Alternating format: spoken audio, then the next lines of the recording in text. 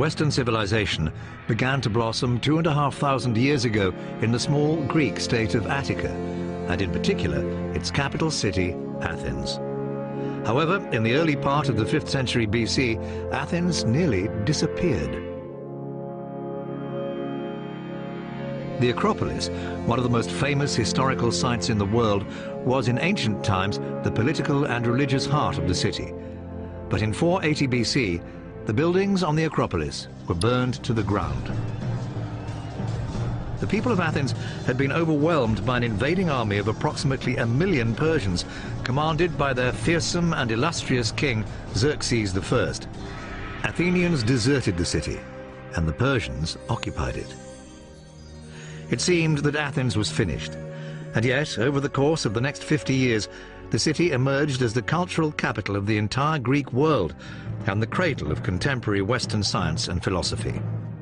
The Acropolis was rebuilt in grand style. By 430 BC, it boasted some of the finest monuments in the world, most notably the Parthenon, the temple of Athena Parthenos. How did Athens rise like a phoenix from the ashes to become one of the greatest cities of ancient times?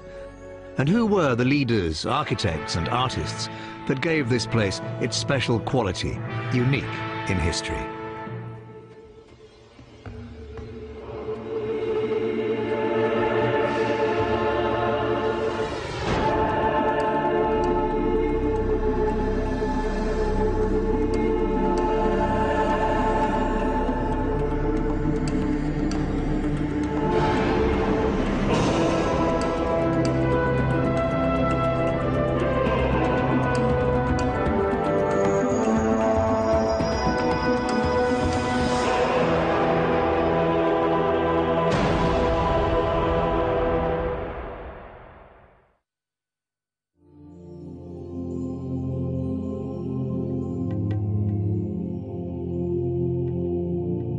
After the Persians finally left Athens, a leader emerged in 460 who would guide the city to cultural and military preeminence in the Greek world.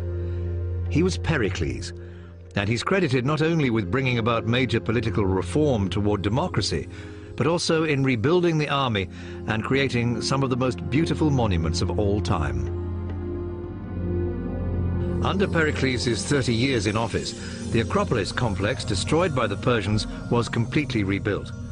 Its principal edifice was the Parthenon, but there were also dozens of smaller temples, each a masterpiece of design and execution.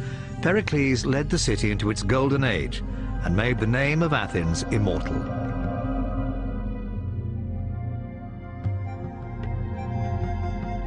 This was an era of great artists like the sculptor Phidias. It was also a time when philosophers like Socrates and Plato contemplated fundamental truths in their schools. In the theatre, Sophocles and Euripides laid the foundations of tragic and comic drama. Almost every aspect of modern Western civilization, even sport, began in 5th century Athens. Pericles died of a lingering fever in 429 after an outbreak of plague the previous year, which killed a quarter of the Athenian population. However, his accomplishments lived on. Athens was the pinnacle of a dynamic society which had been developing for thousands of years. Greece is a land of spectacular landscapes. The ancient Greeks believed the woods and the waters were populated by gods and goddesses and other supernatural creatures.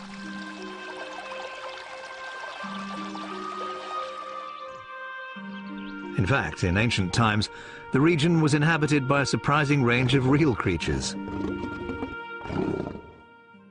The first people to inhabit Greece arrived nearly 2,000 years before Christ, at the beginning of the Bronze Age. They belonged to a branch of the great Indo-European stock that migrated from the vast plains which stretched from Europe to Asia.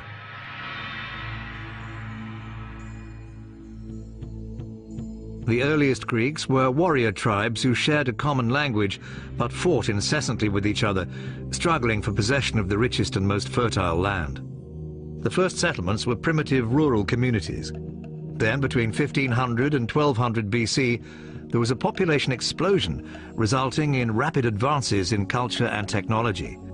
Palaces and temples sprang up, evidence of which we can still see today. They were an appropriate setting for mythical stories, like those of the poet Homer, and the tales of adventure like the voyage of the Argonauts and the trials of Heracles.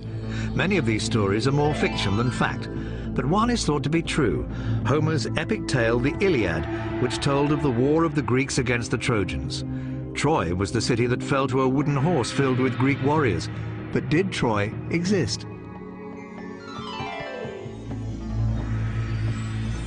Until modern times, the city and the war were believed to be merely legends. But in 1870, Heinrich Schliemann, an amateur German archaeologist, began to uncover the ruins of Troy.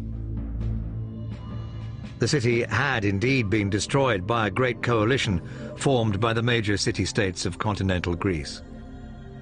It was a rare coalition. They were usually at war with each other.